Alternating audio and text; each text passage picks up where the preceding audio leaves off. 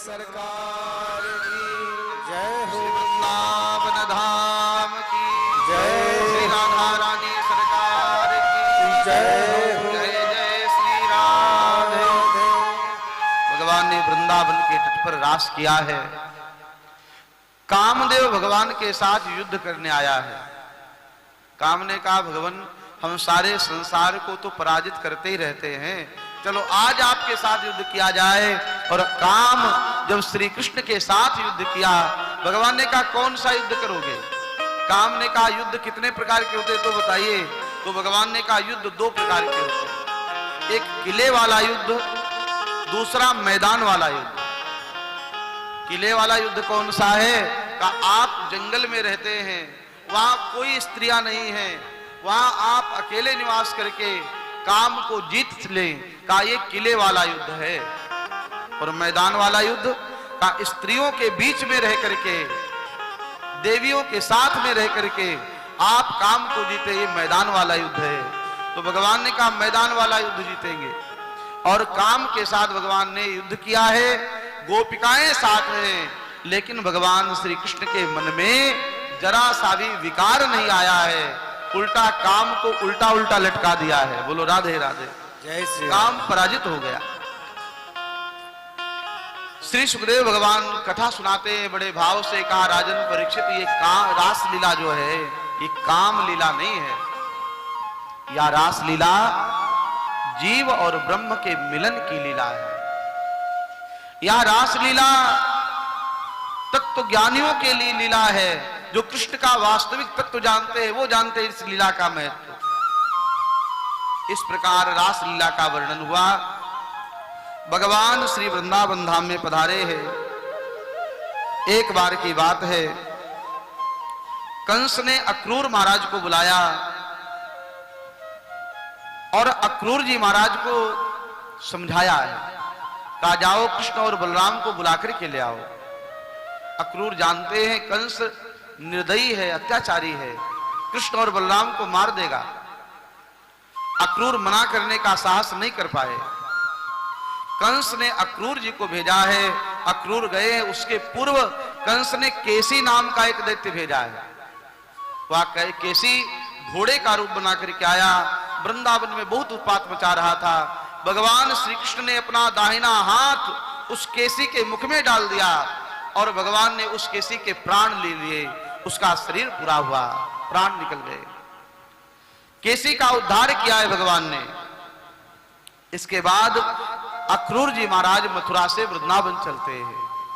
श्री सुकवाच अक्रूरोपि च तां रात्रिं मधुपुर्या महामति उषित्वा रथमास्ताय प्रययो नंद गोकुलम।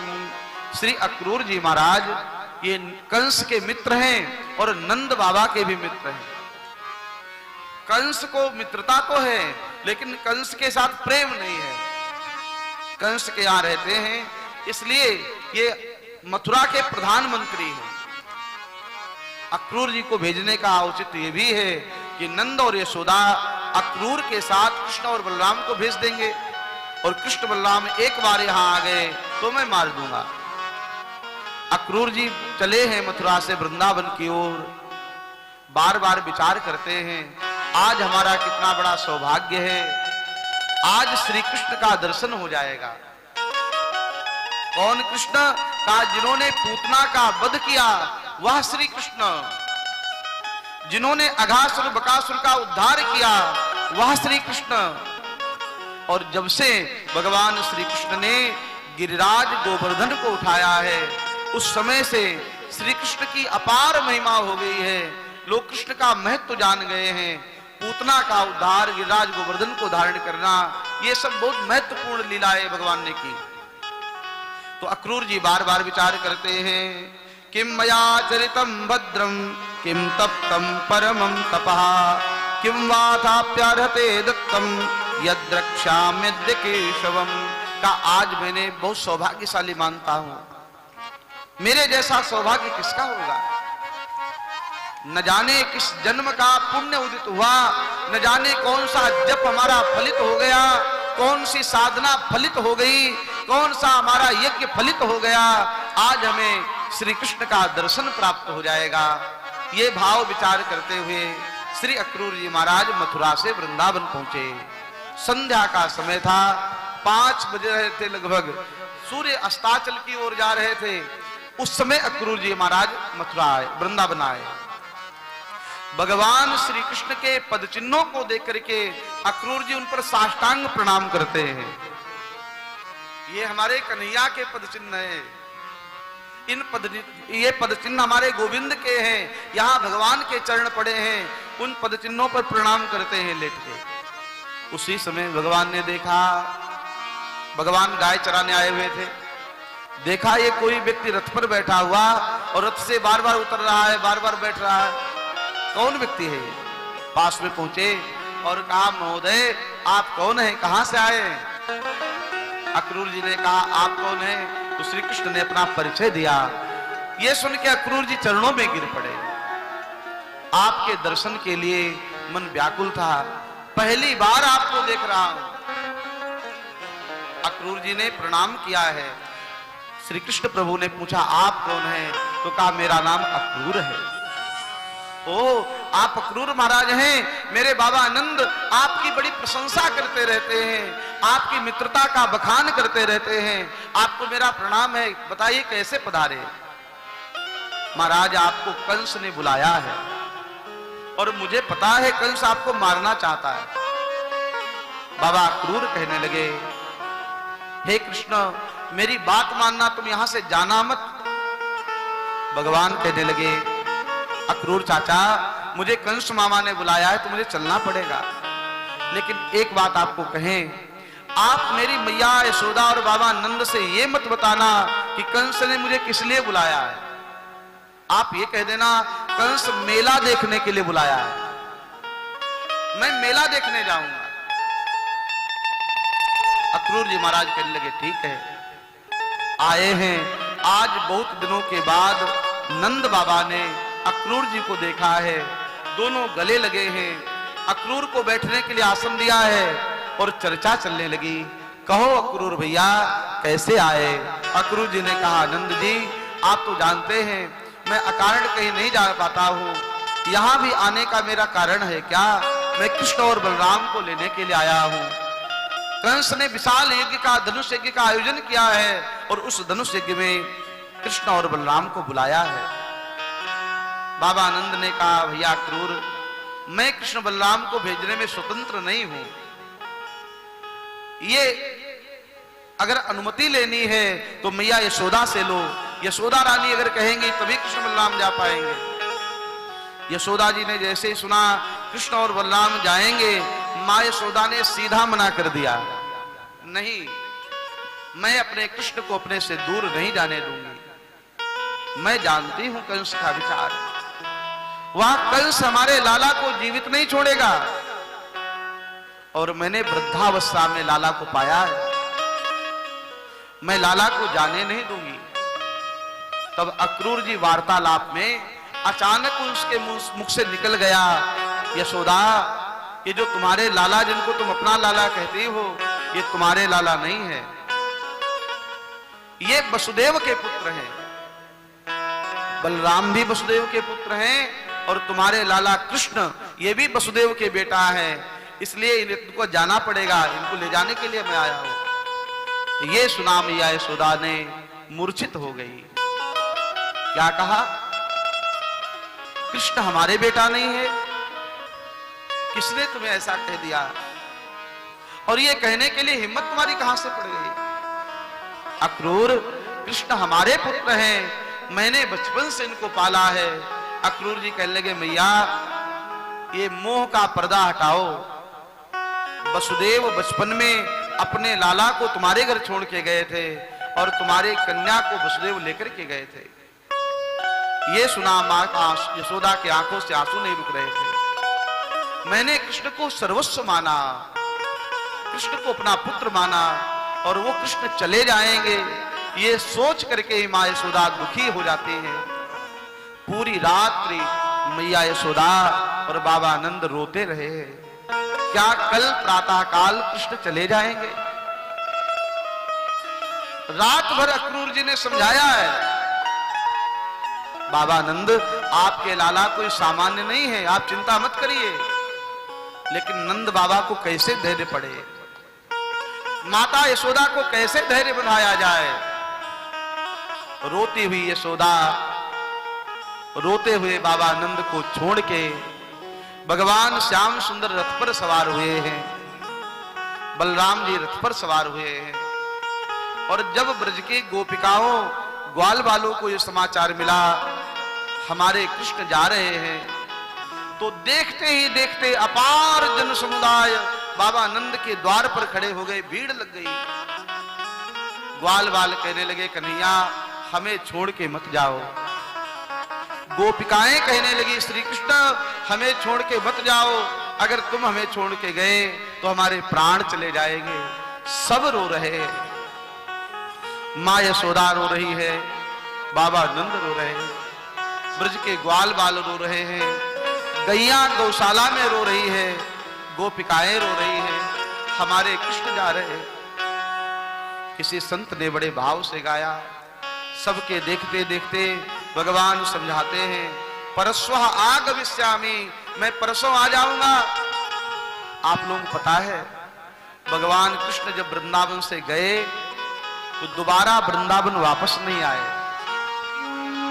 भगवान ने एक बार वृंदावन को छोड़ा है, फिर दोबारा कभी वृंदावन नहीं वापस आए।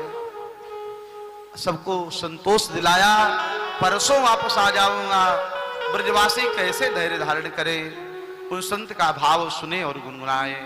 छोड़ वृंदा विपिन कुंज यमुना पुलिन, श्याम मथुरा चले, श्याम मथुरा चले।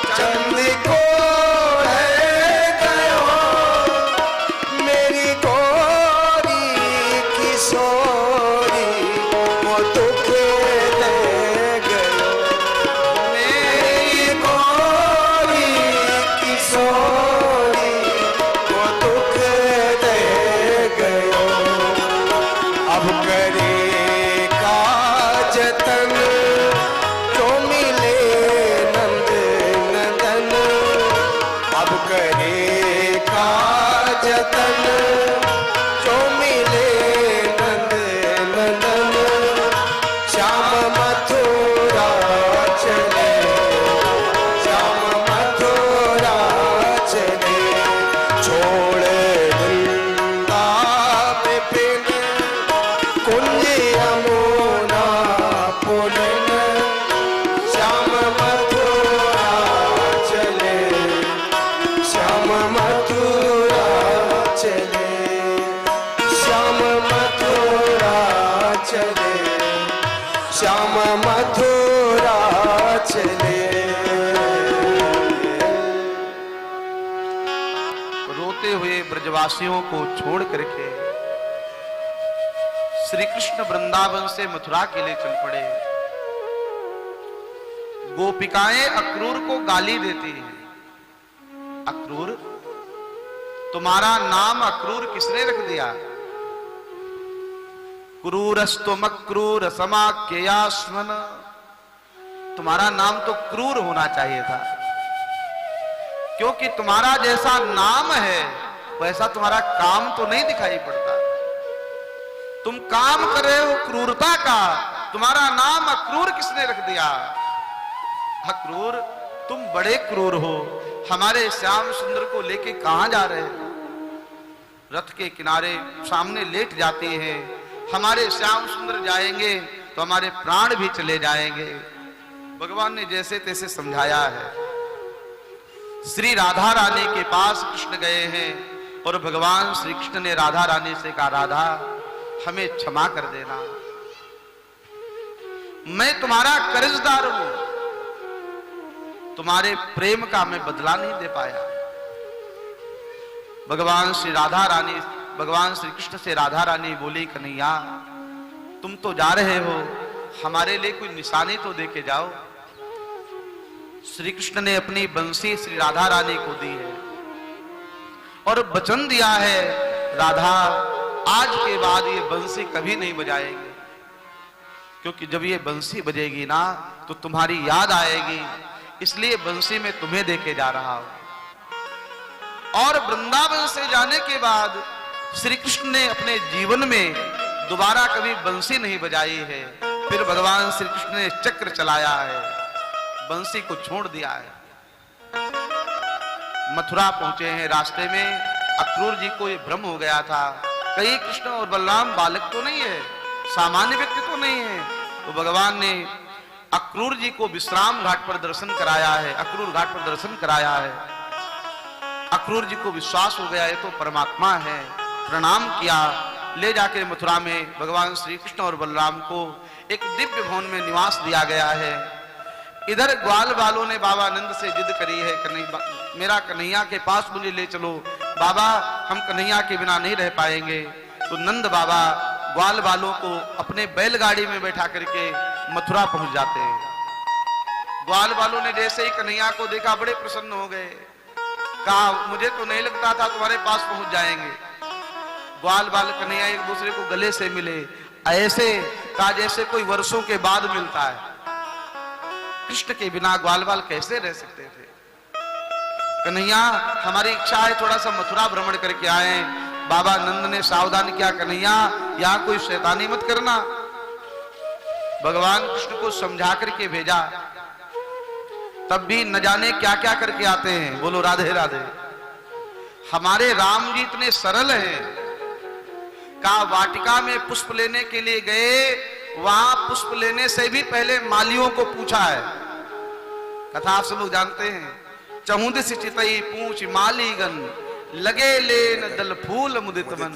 लेकिन यहां हमारे कन्हैया कहा ये तो मालियों से फूल लेना छोड़ दो, ये मालियों से बिना पूछे माला ही लेकर के आ जाते हैं, धोबी से वस्त्र लेके आ जाते हैं। कन्हैया सहज चंचल है। श्री कृष्ण का नाम भी टेढ़ा, इनका काम भी टेढ़ा। ये खड़े होते तो भी टेढ़े। बोलो राधे राधे। इसीलिए इनका नाम है बांके बिहारी। बांका जानते हो किसको कहते हैं? जो टेढ़ा होता है, ये टेढ़े हैं। इनका नाम भी टेढ़ा, इनका काम भी टेढ़ा। ये बोलते भी हैं तो का वल्ग वाक्य, या इनके वाक्य भी बड़े टेढ़े हैं। और इनका धाम वृंदावन, वहां की गलियां, आप वृंदावन में बिहारी जी के मंदिर के पीछे चले जाएं, इतनी गलियां हैं, आप पूरे यमुना जी पहुंच जाएंगे, फिर घूम के आएंगे, फिर बिहारी जी आ जाएंगे। इतनी गलियों में अगर घूम भटक गए तो आप बाहर निकलना मुश्किल हो जाएगा। इनका धाम भी टेढ़ा।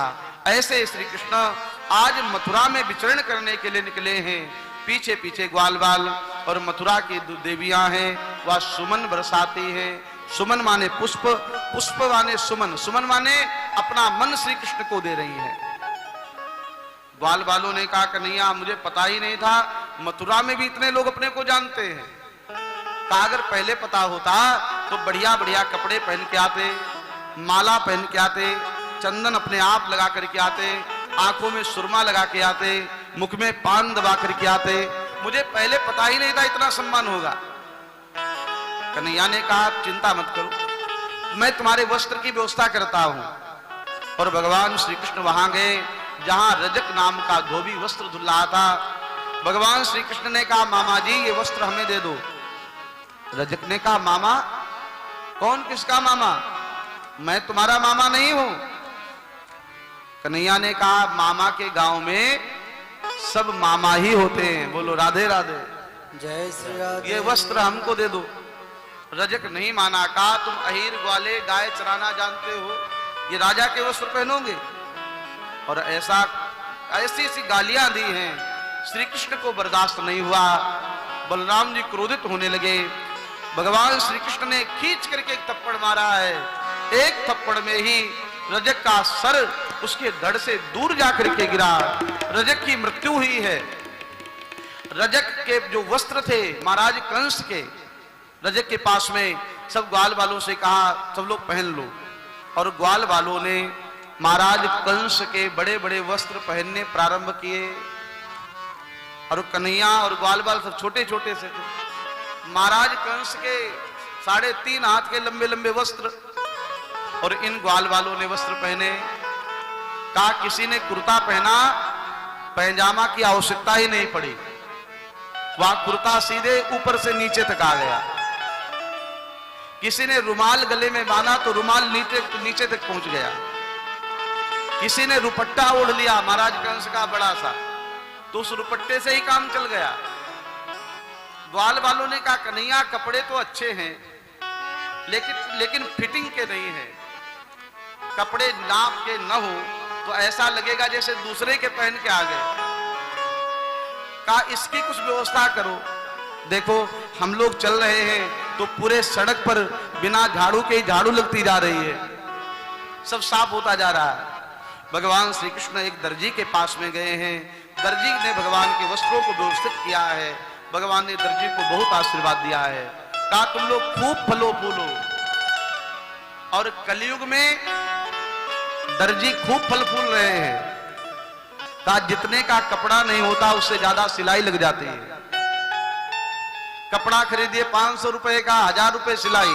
बोलो राधे राधे। जय श्री राधे।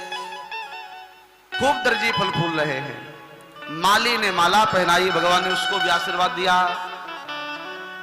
एक कुब्जा नाम की जो सैरंध्री दासी थी कंस की, भगवान श्री कृष्ण ने उससे कहा चंदन लगा दो, उसने चंदन लगाया है। और उस कुबड़ी कुब्जा को भगवान ने सुंदर बना दिया है। वह कुबड़ी से सुंदरी बन गई है। भगवान श्री कृष्ण से घर चलने का निवेदन किया है। भगवान कहने लगे आज नहीं फिर कभी आएंगे। भगवान जहां धनुष रखा हुआ था वहां पर कोलया पीड़ हाथी का उद्धार करते हैं। भगवान ने धनुष का भंजन किया। और आज कंस ने एक विशाल मल्ल युद्ध का आयोजन किया है, जिसमें बड़े बड़े मल्लों को आमंत्रित किया है, उनको मदिरा का पान कराया है। कहा जैसे ही कृष्ण बलराम आए तुम सब उनको मिलकर के मार देना। मल्लों ने तैयारी की है। सल, दोसल, मुष्टिक, चारूण जैसे बलवान मल्लाज मल्लशाला में उपस्थित है। भगवान श्री कृष्ण वहां पर बलराम भैया के साथ में कोलिया पीड़ हाथी के जो दांत थे उसको कंधे पर रख करके प्रवेश कर रहे हैं। जब भगवान वहां आए तो कहा जिस जिसने भगवान को जिस भाव से देखा भगवान वैसे ही दिखाई पड़े। मल्ला नाम से निर्णनाम नरवरः स्त्रीणाम स्मरो मूर्तिमान भ्रात्राणाम स्वजनो सताम चितभुजाम भ्रात्राशु पित्रो शिशु मृत्युर्भोज पते विराट विदुषाम तत्त्वं परम योगिनाम वृष्णीनाम परदेवतेति मनसो अंगम गतः साग्रजा। भगवान बलराम भैया के साथ में आए, जिसने जिस भाव से देखा। मल्ला नाम निर्नाम नरवरा, मल्ल जो वहां विराजमान है उन्हें लगा कोई बहुत बलवान मल्ल आया हो। स्त्रियों को लगा नरवरा कामदेव, स्वयं कामदेव आया हो। स्त्रीणाम स्मरो मूर्तिमान भ्रात्राणाम सुजनो, जो वहां बंधु भाई बैठे हुए थे उन्हें लगा मेरा भैया आया है। बाबा नंद वसुदेव और मैया देवकी को लगा मेरा कन्हैया आया है। और कंस को लगा जैसे मेरा काल आया है। गोस्वामी जी महाराज की चौपाई है, आप सब गुनगुनाएं। जाकी रही भावना जैसे प्रभु मूरति तिन देखी तैसी। जाकी रही भावना जैसे प्रभु मूरति तिन तैसी। देखहि रूप महारण धीरा, देखहि रूप महारण धीरा। मनहु वीर करे शरीरा, मनहु वीर रस धरे शरीरा। जाकी रही भावना जैसी प्रभु मूरति तिन देखी तैसी। प्रभु मूरति तिन देखी तैसी। भगवान रंगशाला में आए, मठ मुष्टिक चारूण सल को सलका कृष्ण और बलराम ने मिलकर के उद्धार किया है। भगवान ने वहां से छलांग लगाई। कंस भक्ति सहार ऊंचे सिंहासन पर बैठा हुआ है। भगवान श्री कृष्ण कंस के पास से पहुंच गए। कंस के केसों को भगवान ने पकड़ा है और ऐसा लगा भगवान श्री कृष्ण ने याद दिलाया हो, मामा कंस याद करो, तुमने मेरी माँ के केस ही पकड़े थे ना। और कंस के केसों को पकड़ के भगवान ने सिंहासन से नीचे पटक दिया है। दोनों हाथ से मुष्टिक बांध करके भगवान कंस के ऊपर कूद गए हैं और एक बार में ही मुष्टिक के प्रहार से कंस के प्राण शरीर से निकल गए और वह प्राण भगवान में समाहित हो गए। बोले कंस निकंदन भगवान की जय।